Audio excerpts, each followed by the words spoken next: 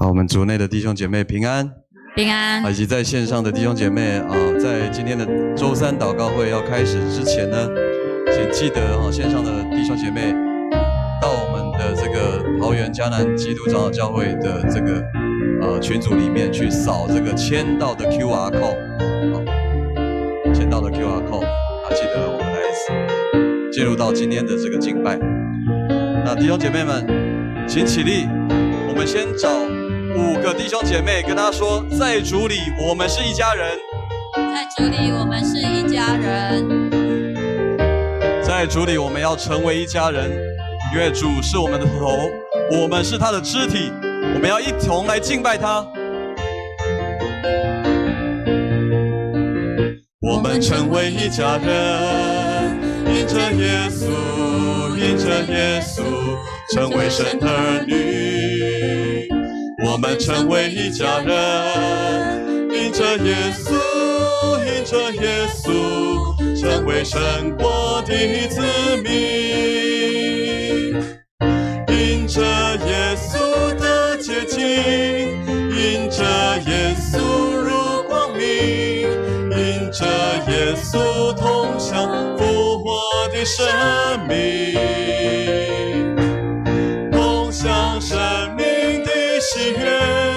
同在主爱中连结，因着耶稣同受丰盛的产业。我们成为一家人，我们成为一家人，因着耶稣，因着耶稣，成为神儿女。我们成为一家人，因着耶稣，因着耶稣，成为神国的子民。因着耶稣同敬拜，因着耶稣蒙慈爱，因着耶稣彼此恩赐来相待。我在喜乐中欢唱，我与苦难同哀伤，因着耶稣同度人生的风浪。因着耶稣，因着耶稣同敬拜，因着耶稣蒙慈爱，因着耶稣彼此恩赐来相待。我在喜乐中欢唱，我与苦难同哀伤，因着耶稣同度人生的风浪。因着耶稣，因着耶稣同敬拜，因着耶稣蒙慈爱，因着耶稣彼此恩赐来相待。我在喜乐中欢唱，我与苦难同哀伤，因着耶稣同度人生的风浪。因着耶稣同度人生的风浪，因着耶稣同度人生的风浪。哈利路亚！我们要将一切荣耀都归给我们的主，因为耶稣是我们一生的主，耶稣也是我们全地的主。弟兄姐妹们，请坐。耶稣是咱全地的主，你要看顾咱，你要引带咱，咱要将咱家己交伫主的手，伊就要引带咱一生头前的路。我邀请咱兄弟姐妹，咱将咱家己交伫主的手。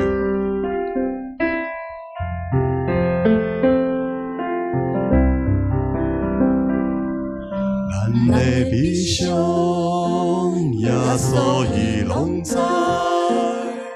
咱的人生，耶稣伊帮助；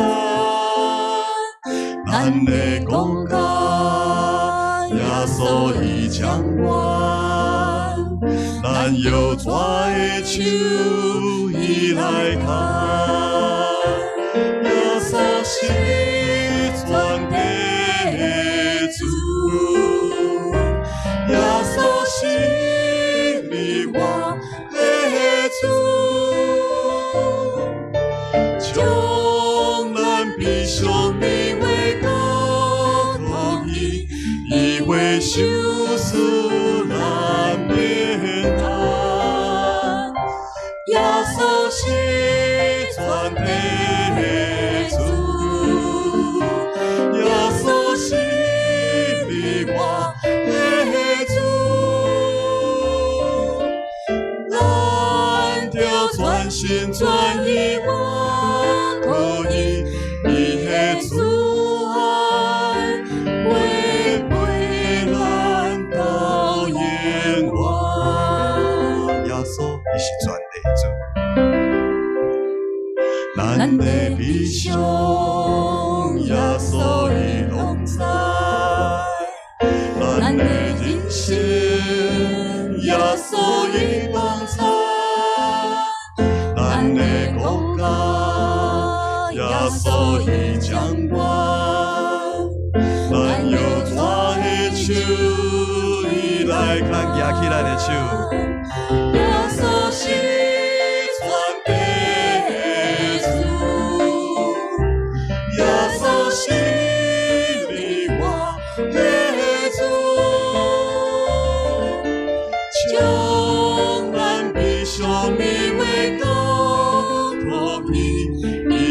羞死难免难，耶稣是全地主，耶稣是你我的主，咱就全心全意我可以，你的主。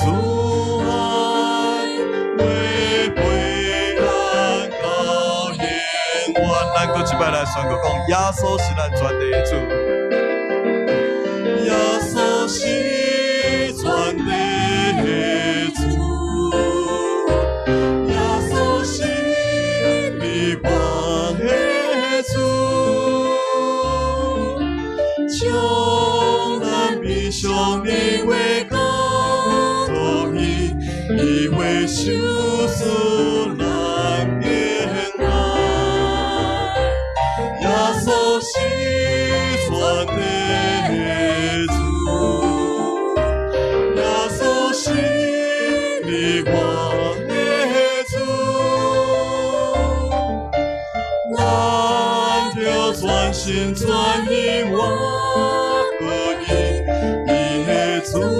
爱会对咱到永远，咱就全心全意。咱就全心全意我可以，伊的主爱会陪咱到永远。咱做伙来祈祷，主耶稣，阮感谢你，因为你有死为阮来死，互阮的罪得到主你来洗清。主，你也有搁我，互阮的性命得到圆满。主，我们来倚靠你，因为我们宣告讲，主你是阮全地的主，你也是阮性命的主。主，阮对你遐来得到稳定甲舒服，互阮有信、有圆满、有仁爱。伫阮的教会内面，我当互相来相听。彼此来结连伫主你，主愿恳求你继续来带领阮，愿会当继续来倚靠主，来跑走头前所要行的路障。我安尼感谢祈祷，拢是奉靠主耶稣基督的圣名。阿门。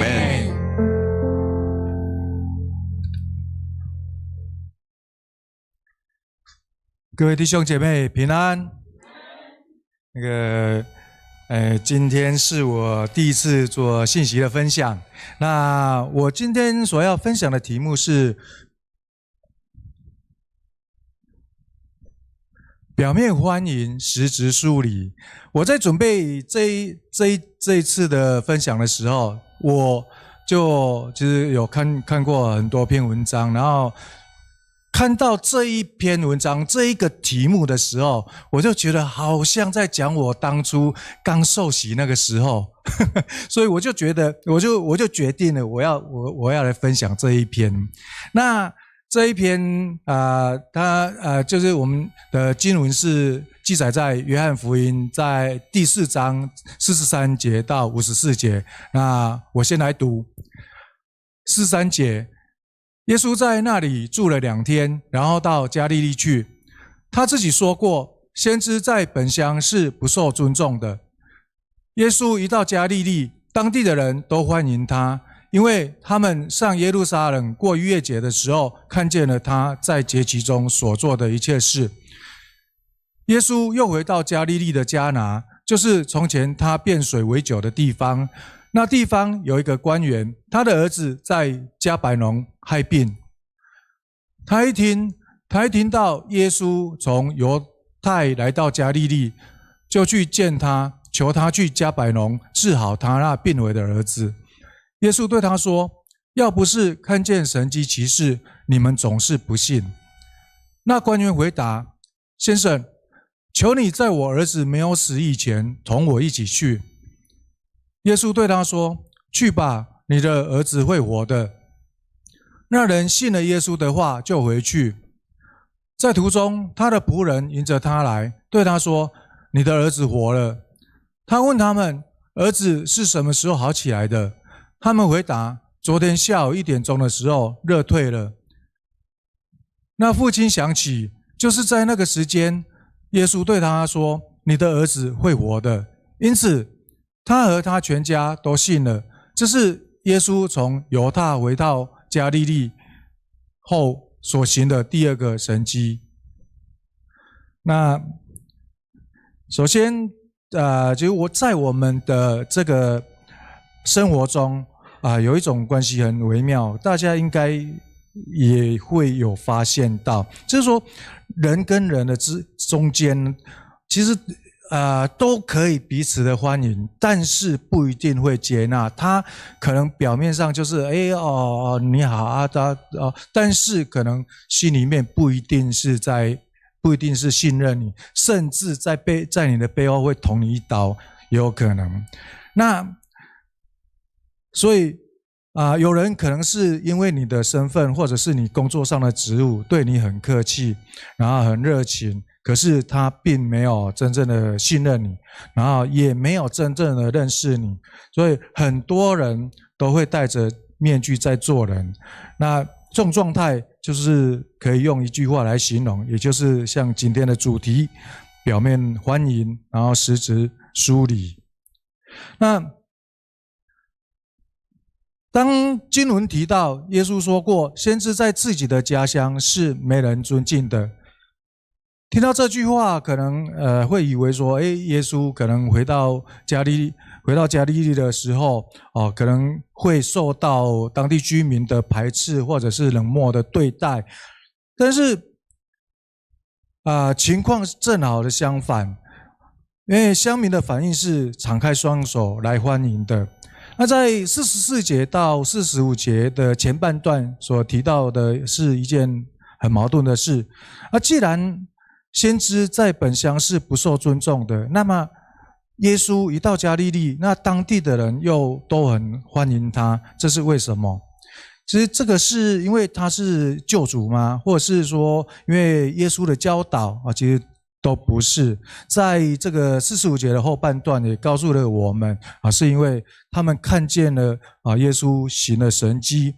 也就是说，其实他们的欢迎是建立在这个好处上，而不是建立在这个信心上。那时候那时候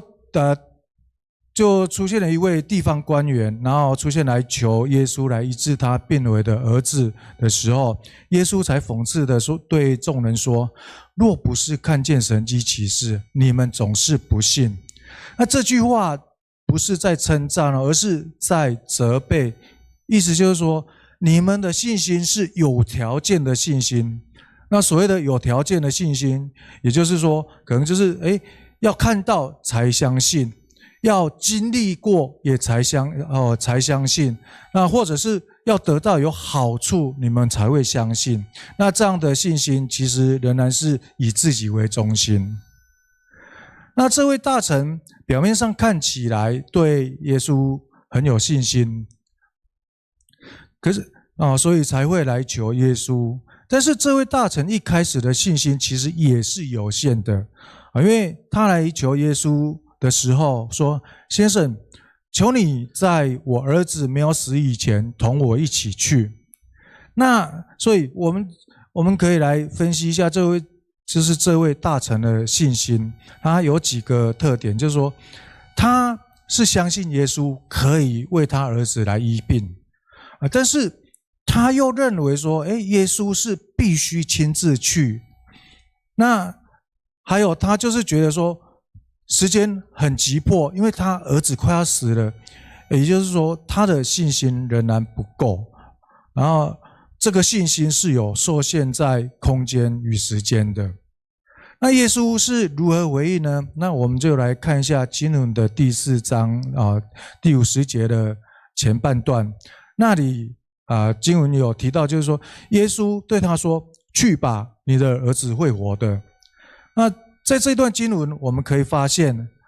这次是与耶稣之前所行的神迹不同，因为以前可能耶稣在行神迹的时候都是在很立即性的，能够让人家马上看到的。但是在这一次，耶稣并没有立即的显现神迹的画面给众人看，这次耶稣也只用了一句话，就是“去吧，你的儿子会活的”。那在这段经文的后半段也有提到，那人信了耶稣的话就回去了，就是大臣听了这句话，那他就回去了。那所以我们也可以发现到说，那位大臣当下做了一个决定，因为他没有再坚持说，耶稣一定要跟他一起回去，或者是说，我要看到才信，因为他当下选择了相信耶稣的话。所以真正的信心是不凭眼见，不凭感觉，单单信靠神的话。那这与加利利人的态度就形成了对比。我们来看一下加利利人是看见才信，那他也是对神迹有兴趣，那所以他是表面的欢迎。可是这位大臣呢，他是未见先信，因为他相信他那个耶稣可以医治他儿子的病，才来到他面前求他。那他也对主的话有信心主就跟他说：“你的儿子会活。”那他也就听了这句话，他就回去了。所以他是真实的信靠。好，那在第51节到53节都说的是，当大臣回去的时候，仆人来报告说：“你的儿子活了。”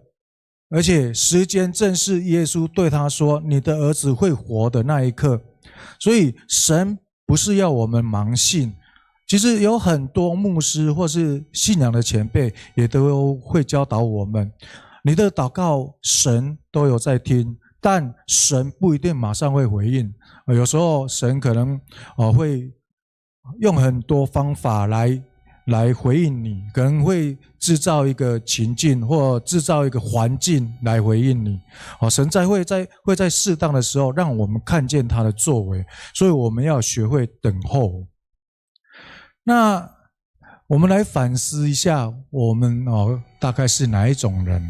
就是我们可能都有来教会，也很认真的讲道，也很积极的参与聚会，可是内心是可能也没有完全的顺服，也不愿完全的来改变你的生命，那也不愿真正相信说也不愿真正的来相信，那这就是外在的接待，然后内心却是疏离。那所以有很多牧师或是信仰前辈也都会教导我们其实要学会2件事情第一个就是谦卑这应该有很多前辈在讲，那就是要以耶稣的榜样要以耶稣为榜样，不要认为自己读了圣经就要用圣经来教训人。那第二个就是交托很多人都虽然知道这个道理，可是很多人真的做不到。我有发现过，其实这个部分就是我们应该就是做我们该做的，但是结果如何，就真的就是要交托给主。其实我讲一个例子，就是去年前年，那个在圈选陈牧师来当我们主任牧师的时候，那时候其实我印象中有人放出一个消息，就是说他想要破坏这样的一个结果，然后想要制造我们的分裂这样子。那所以有很多人可能也有听到这样的一个一个消息，所以很多人很紧张但是也很努力的去把就是我们一些会友请他过来，一定要过来投票，那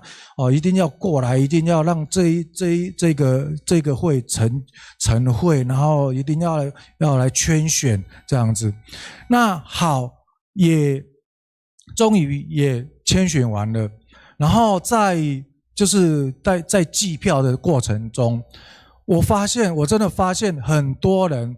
很焦急，真的很焦急，在那边不知道怎么办，然后那个脸就是很焦急，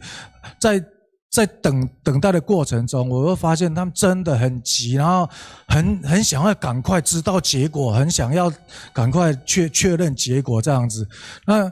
我如果看到我其实有跟一两位会友在讲，就是说你现在你焦急干嘛？现在我能做的也都已经做了，那结果就只能交托给上帝。上帝给不给陈牧师来到我们这个教会是上帝的旨意，那我们做我们该做的，我们也做了，接下来就交托给上帝。终于当然结果是好的，感谢主。那所以我们这个部分就是真的，如果我们真正的学会交托，其实我相信你也已经在从内心在接受主，而不是像我们今天的这个题目。好，那接下来我做一个小小的一个见证分享，这个是我最喜欢的时间。那个我开头的时候就有说过，就是说这个题目好像在讲我在刚受洗那时候，我就来说一说其实我是第一次，我是那个第一代的基督徒，那受洗到现在其实也才10几年而已。那我当初是在嘉光受洗，那我受洗的原因其实老实讲，我这个部分我有跟上帝来认罪过，那现在我也彻底悔改，所以我敢讲出来，而且这个是我对外真的是第一次讲，我真的以前我真的没有这个信心来讲这件事情。好，那个就是其实我当时会受洗是只有2个原因，但是跟那时候受洗的时候牧师所问的那些，其实不是我内心的话我有2个原因。第一个其实是为了家庭和谐，真的因为那个我来认识主是家军带我来的，那他也已经原本就是基督徒，那我就想说，那如果是他是基督徒，那我走我的，他走他的，那这段婚姻不是到最后可能会不会就这样，就完全没有交集，那就不了了之这样。所以那时候就好吧，那就跟他一起来教会，那也好，就是为了这个原因来受洗。那第二个这个原因有点荒唐，其实我现在想起来我也觉得很好笑。好，当时我是在嘉光教会受洗，那我去到教会的时候，那时候还是福音中心，还没正式的成立堂会。那然后当就是所有条件具备，那成立堂会之后，然后可以就是牧师可以帮这些慕道友施洗。那我就想说，那我有机会成为这一个教会第一批受洗的慕道友，很赞哦，不错，好，那我就报名了，很好笑吧？这真的是有点，我现在想起来真的是实在是当时不知道怎么想的，但是。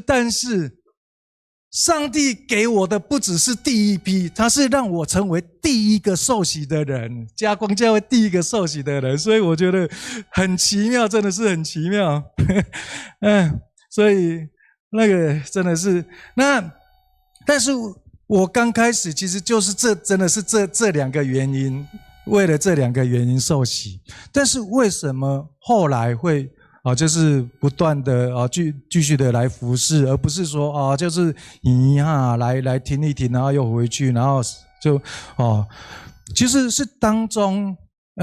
就是来到迦南这边的时候，当了小组长，然后听人家在分享听会友在分享，听一些前辈在分享，然后他说我祷告之后，然后上帝怎样帮助他，那这位会友也是这样子讲然后所以我也尝试看看就像我想要分享的，就是我第一次找车位的一个祷告。我那时候是在台北，那个台北不是在台北，然后那一次是那个尾牙，然后办在台北然后叫我过去，然后我记得就是我也忘了那什么路，然后就一条大路，然后转到小路里面去，然后应该至少会走了1-2公里。那我看到那条小路其实不大，然后旁边那个停车格其实也不多，那我就其实是蛮紧张的，因为也台北不熟，然后也不知道那如果万一没有停车位怎么办？那我那个从大路转进去那条小路之后，我就想到，好像有一些前辈说，连这个停车位也可以祷告。那我就想说，好，那我试试看好了，我就用尝试，我就试的那种心态，其实那是真的是不对的我就用试的那种心态来祷告找车位这样子。那一条路我印象中至少应该有差不多到那间餐厅大概有2公里以上，2公里左右。那我一开始进去我就开始祷告，那祷告然后我就慢慢开，然后可是都没位置，真的完全都没有位置。那就开了一小段之后，老实讲我那时候信心也都没了，就已经在思考说，那万一我找不到车位的时候，我可能就是打个电话跟我们那个老板讲说拍摄那个我找不到车位不然我今天晚上就不要去了，我就可能就离开了，就不要去这样子。然后已经把这个后面的路已经想好了，然后就继续走，突然看到我这个方向，我的右前方有一台车子要出去然后我前面没有车要进去，那我就赶快开慢一点，然后我就去旁边等他，然后他出去的时候我就赶快去站着他站住那个车位，感谢主让我找到了这个车位。那我想说下车之后我再来看看那个餐厅的位置在哪里，然后我门一打开我的同事正好站在我正前方，原来那间餐厅是在我的正前方，刚好在我停车的正前方，感谢主，真的是感谢主，这是我真的是也是非常特别的一个经历，真的是感谢主。然后当然这只是一小部分，那当中因为我其实也不是能力很好的人，然后也常常遇到非常非常多的困难，但是我就是几乎是每次祷告，然后上帝都有应许我，然后都有应验。那所以我也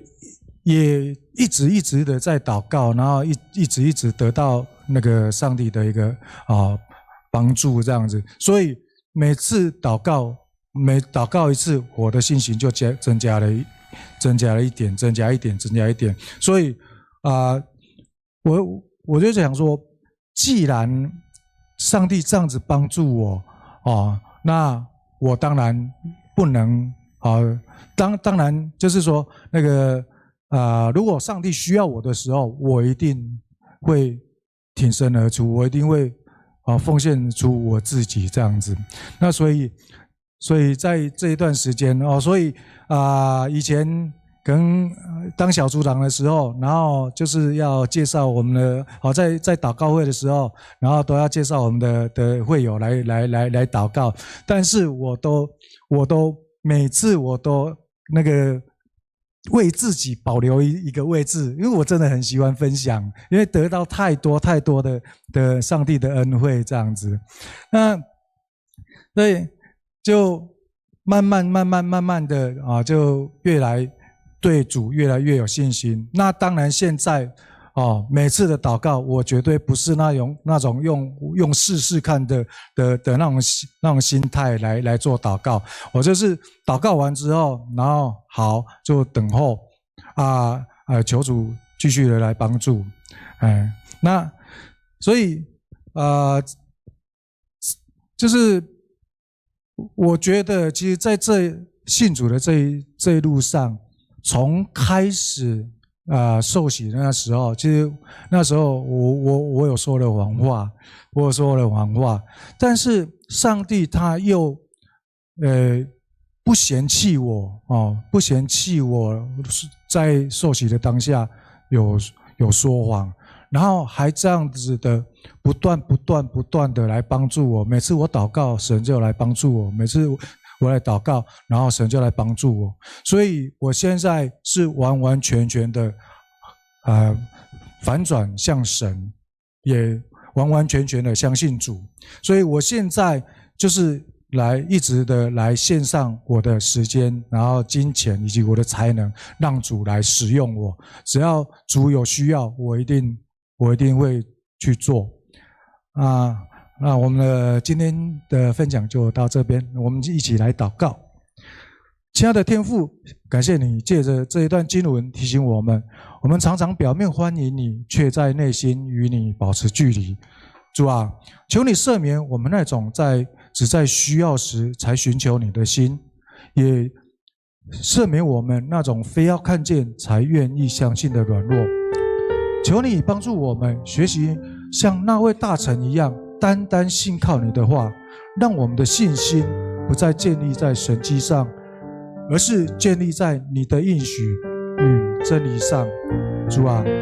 带领我们从表面的信仰进入真实的信仰，也愿我们的信心影响我们的家庭，使全家都能认识你。我们这样祈求祷告，是奉告主耶稣的名求，阿们。我们在祷告当中可以来经历神的恩典，我们一起来唱这一首回应的诗，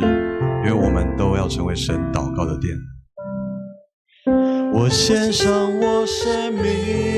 给你，我来到你圣洁之地，献上我的生命，成为馨香火祭，用新生命充满我心，渴望新鲜高降临，在你心意恩切祷告，清楚听你声音，使我成为祷告殿，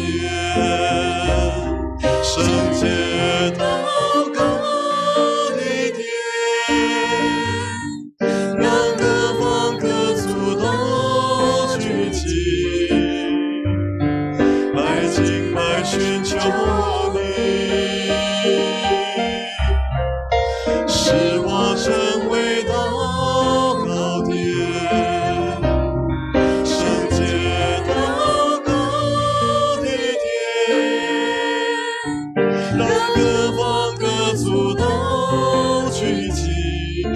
来敬拜寻求你。我献上我生命给你，我来到你圣洁之地，献上我的生命，成为馨香我祭，用新生命充满我心，渴望新鲜高降临，在你心恩前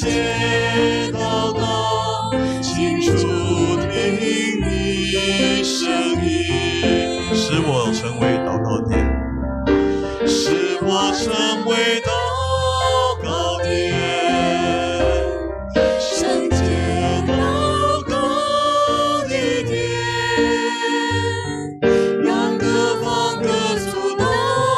聚集，来敬拜寻求你，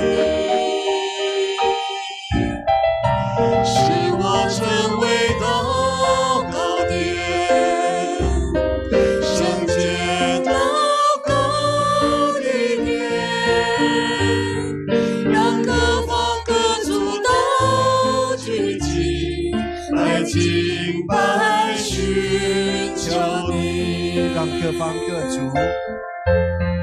让各方各族都聚集，来敬拜寻求你。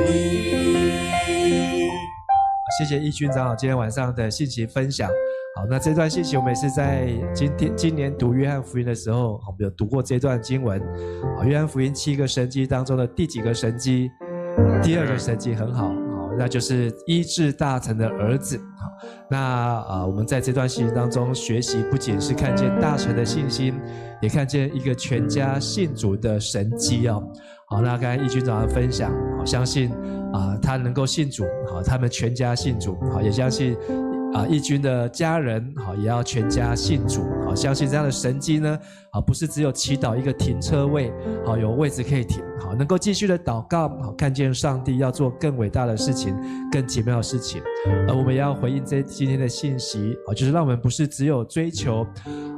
表面，而要追求上帝永恒的心意，好，能够在上帝的话语，在上帝的带领当中，好，让我们看见上帝要给我们的祝福，好，是超过我们所求所想的。所以这时候我要邀请大家，好，我们要来继续的欢迎求神，好，来带领我们，让我们能够欢迎上帝的作为，在我们的家庭，在我们的个人，也在我们的教会，也在我们的世界，在我们的国家。好，我们要来进入为世界社会国家来公祷。首先第一个我们要为世界来祷告，好，就是全球瞩目的这个川习会啊，好，在上一次是2017年，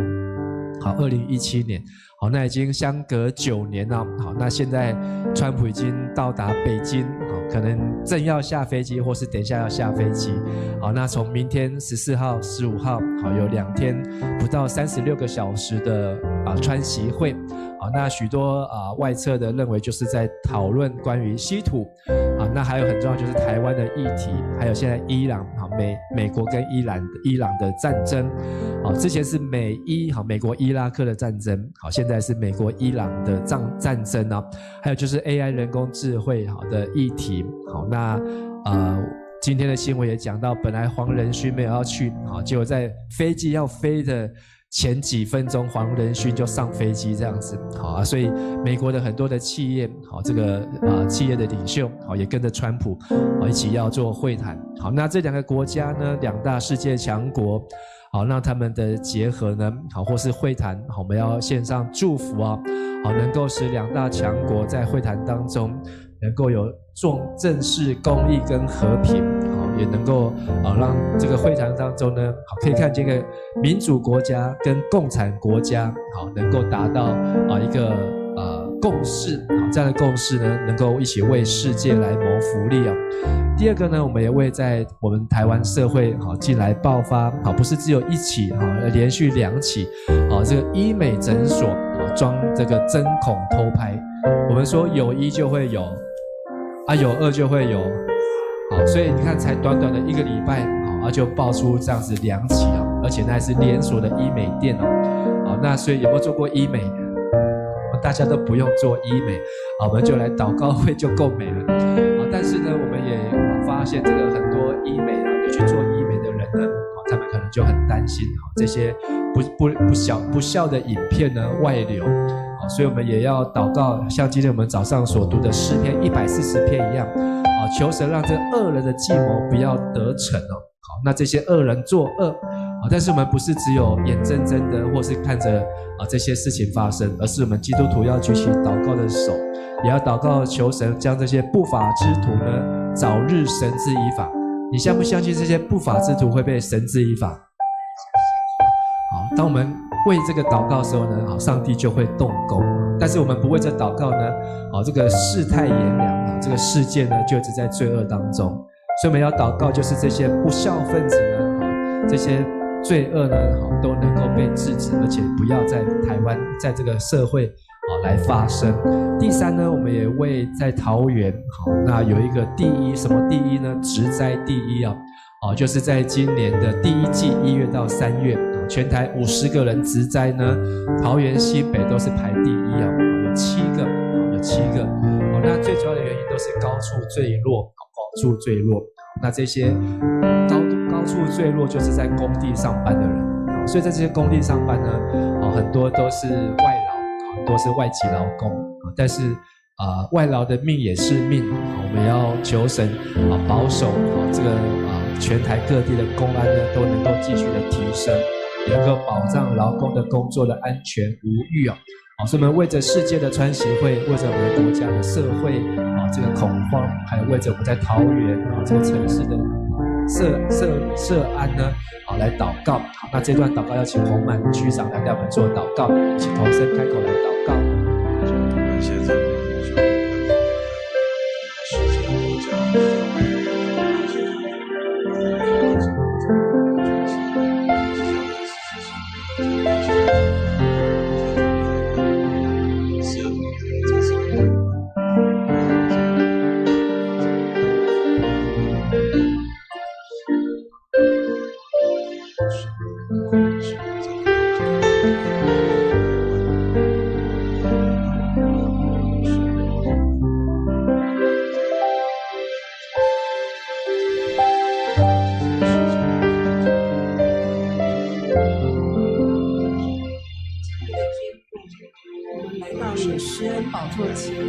你是掌权的主，你是公义与和平的源头。愿你的旨意行在地上，如同行在天上。主，我们为即将举行的穿洗会献上祷告，求你亲自来掌权这次重要会谈当中，可能会面对贸易、科技，还有台湾、中东局势以人工智慧的议题。求你施下智慧，能尽你谦卑的心，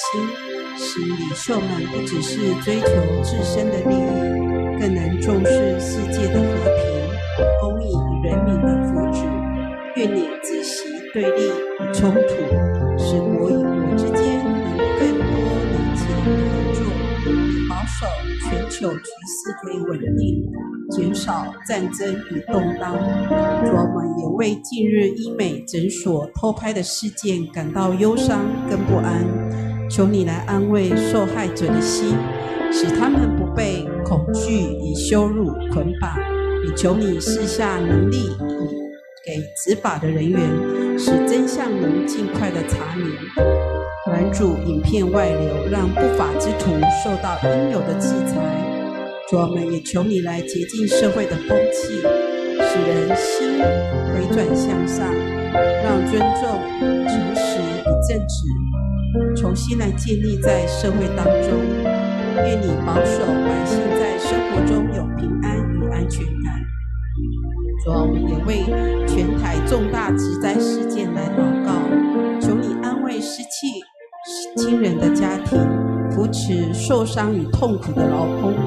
求你提醒政府、企业与工地管理者，让他们更加重视公安制度与防护措施，尤其在高风险作业的环境当中，能够落实安全教育与监督。愿每一位辛苦工作的劳工都能够平安的出门，平安的回家，不再因为疏忽以缺失失去宝贵的生命。主啊，愿你怜悯临到这个世界，愿你的光照进黑暗，愿你的平安临到每一个国家、城市与家庭，让我们不止忧心时局，更愿意成为带导的人、行善的人、带下盼望的人。以上祷告都是奉主耶稣基督的名求，阿们。在旧约有这个会幕，圣殿以前有会幕，会幕当中有圣所跟至圣所。那在圣所当中有一个金灯台跟那个香炉。那金灯台就是要祭司要去点灯，然后香炉祭司要去点香。那这些呢都代表着上帝的话跟我们的祷告。所以我们的祷告会好像就是在点这个金灯台，在献上这个香炉，把我们的祷告炉香能够呈到上帝的面前。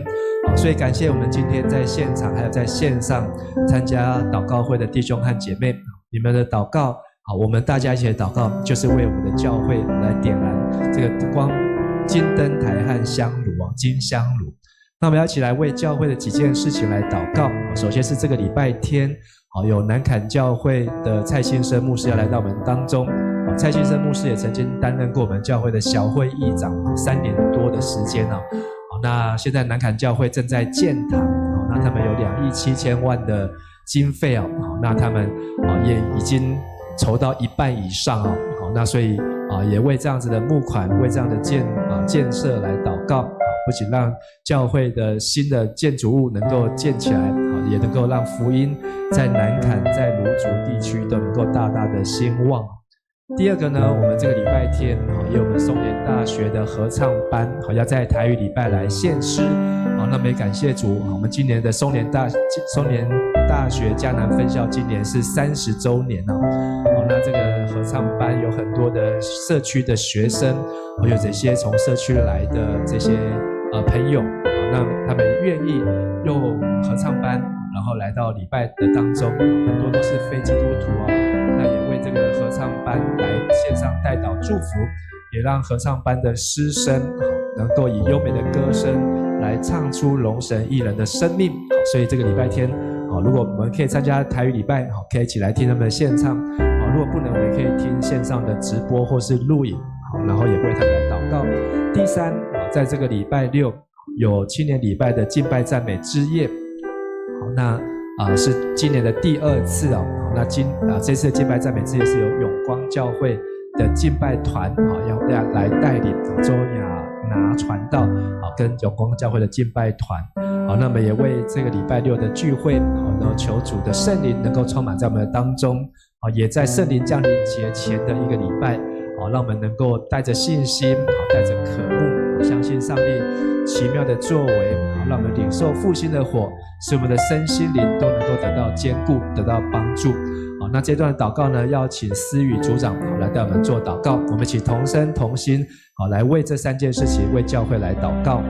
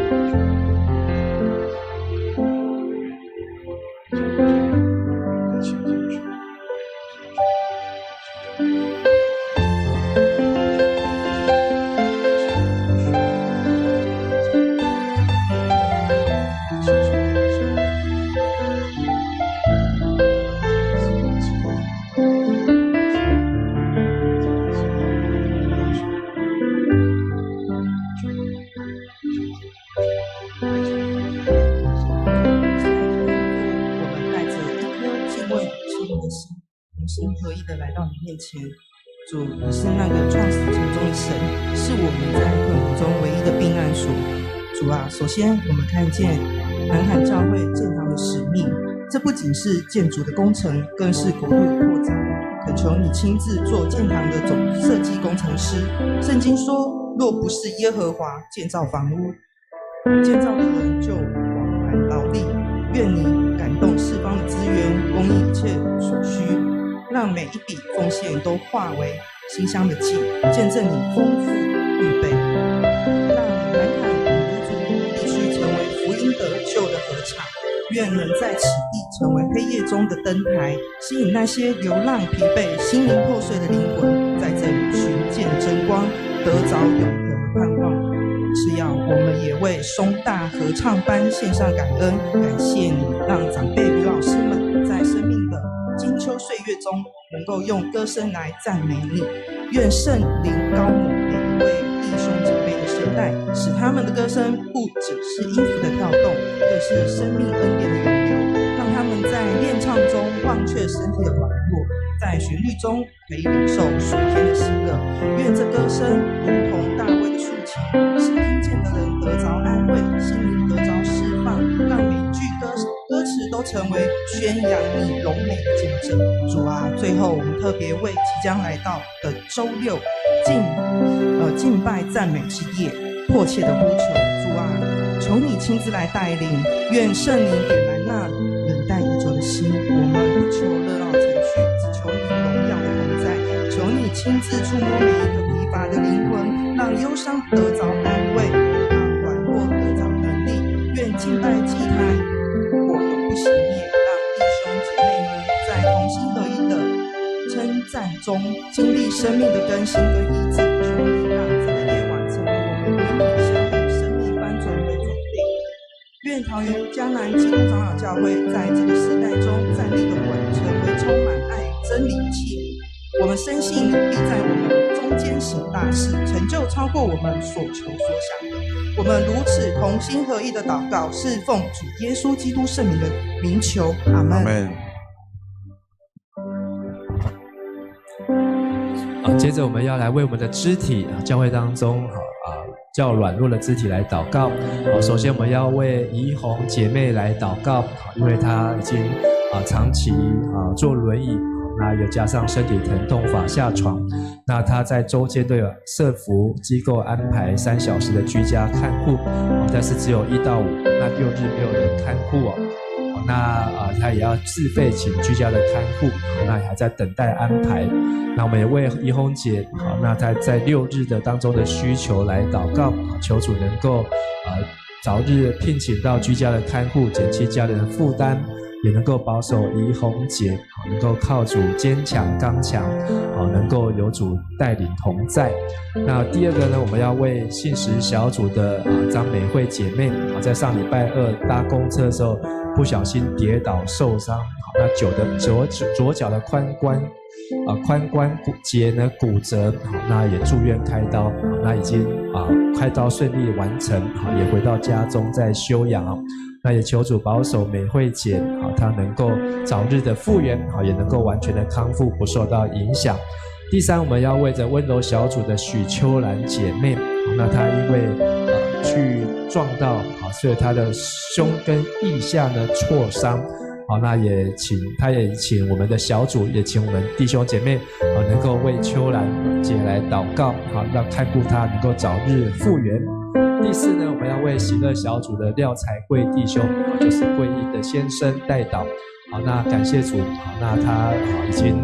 在恢复当中。那目前呢，就是腰部有骨折，那还有他的凝血的功能，还有他准备要打骨泥都不会有后遗症，让他都能够恢复得很稳定。也能够更加的认识神。那才贵兄也在今年接受洗礼那相信上帝的恩典、上帝的喜乐、平安呢，依次都要在才贵兄的身上。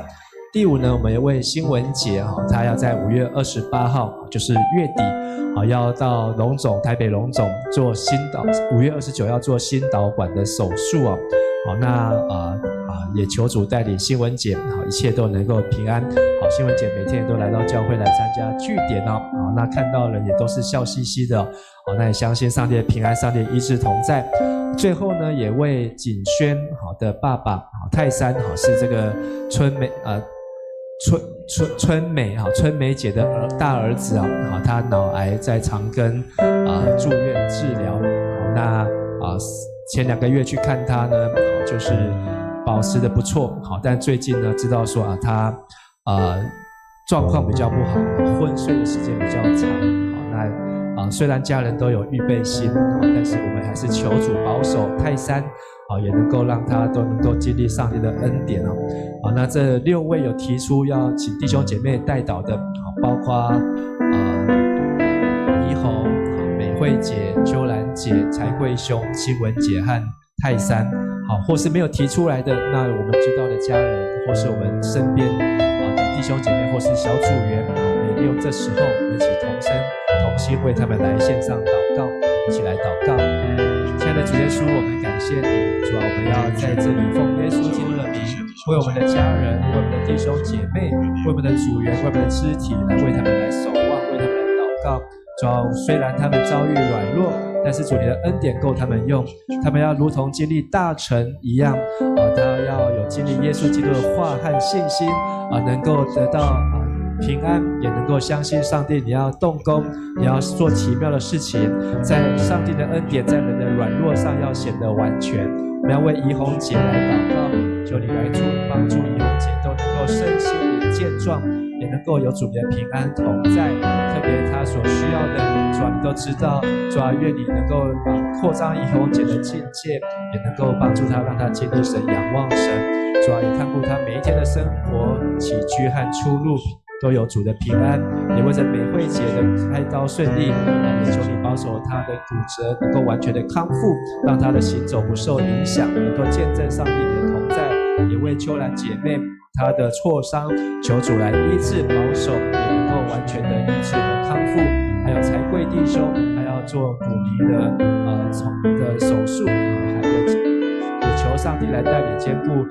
才贵兄，还有慧英姐他们夫妇，还有他们全家都能够经历神，特别他的孩子子女也都能够看见上帝奇妙作为，能够一人信主，全家得救。也要为着新文姐在5月29号的心导管手术顺利，也能够让她的心血管都没有任何的阻塞，也都能够一切平安。主要我们要为着泰山弟兄来祷告，也求你保守泰山，让他能够经历神的平安，相信上帝在他的身上有美好的旨意和美好的见证祝福，也让他的全家都能够紧紧的依靠神。主，我们要把我们的弟兄姐妹，还有许多肢体软弱的，无论是身体的病痛，或是心灵的忧闷，或是灵里面的搅扰，主，我们都要把他们带到主你的施恩宝座前。愿上帝你垂听我们的祷告，帮助他们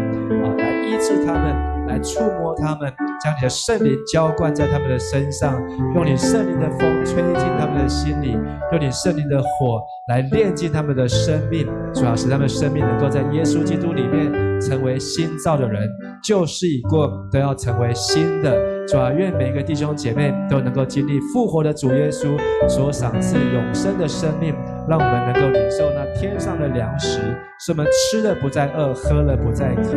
也让我们的信的人腹中有活水的江河要涌流出来，要看见见证上帝你奇妙美好的作为。亲爱的主耶稣，我们再次献上感谢，也相信当我们先求你的国和先求你的义的时候，这一切东西你都要加给我们。你告诉我们不要忧虑，不要担心吃什么喝什么穿什么，这都是世人所求的，我们只要先求你的国和求你的义，只要把这一切都要加添给我们。我们感谢赞美你，让我们今天晚上能够在你的面前来聚集，一起来祷告，也用你的话语一起来敬拜，一起来学习，也愿上帝你的祝福成就在每位弟兄姐妹的生命当中。万体诸位，我们在你的面前献上我们的感谢祷告祈求，是奉靠耶稣基督的名求。阿们。弟兄姐妹们，我们请起立，我们一起来唱这首圣洁的敬拜。燃烧我们的心，来行走这地，带着祷告宣告盼望，靠主耶稣神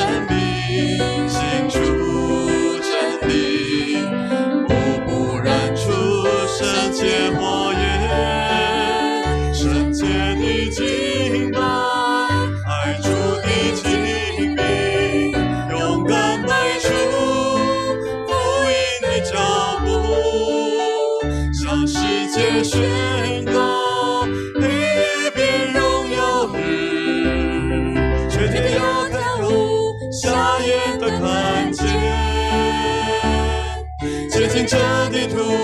复兴要来临，不畏惧，不畏惧黑暗权势，建立于救恩磐石，齐声响，全地宣告主的大能和救恩，不畏惧，不畏惧黑暗权势，建立于救恩磐石，齐声响，全地宣告主的大能和救恩，圣洁的敬拜，爱主的精兵，勇敢迈出福音的脚步，向世界宣告，黑夜变荣耀日，全队有条路，瞎眼的看见，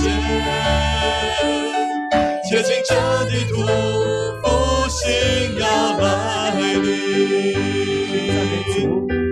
拍手把一切荣耀归给神。虽然今天从下午就开始下大雨啊，不过我们今天有这么多弟兄姐妹好在雨中来参加祷告会，好可以看见你们的信心，好也可以看见你们的行动，也相信这是圣灵好在我们每个弟兄姐妹身上的带领，还有在线上参加的弟兄和姐妹，好也下个礼拜呢是 WNP 敬拜赞美之祷告会，好那这个永光教会的周信荣牧师好他会来到我们的当中，好所以下个礼拜三的晚上7点到8点是下礼拜三是7点到8点是敬拜赞美团的研习，8点到9点是敬拜赞美祷告会，在是33号的2楼，也欢迎弟兄姐妹一起来参加。我们今天祷告会结束以前，我们一起用主祷文一起来祷告。我们在天上的父，愿人都尊你的名为圣，愿你的国降临，愿你的旨意行在地上，如同行在天上。我们日用的饮食，今日赐给我们，免我们的债，如同我们免了人的债，不叫我们遇见试探，救我们脱离凶恶。因为国度、权柄、荣耀，全是你的，直到永远。阿们。我们拍手把荣耀归给神，谢谢主。也谢谢今天服事的同工，好，我们彼此请安，彼此祝福，好，愿神祝福大家平安。好，如果你是线上参加的，你可以用 QR code 好来做祷告会的登记，好，在好牧人上面好写祷告会出席，好就会登记，谢谢。苏清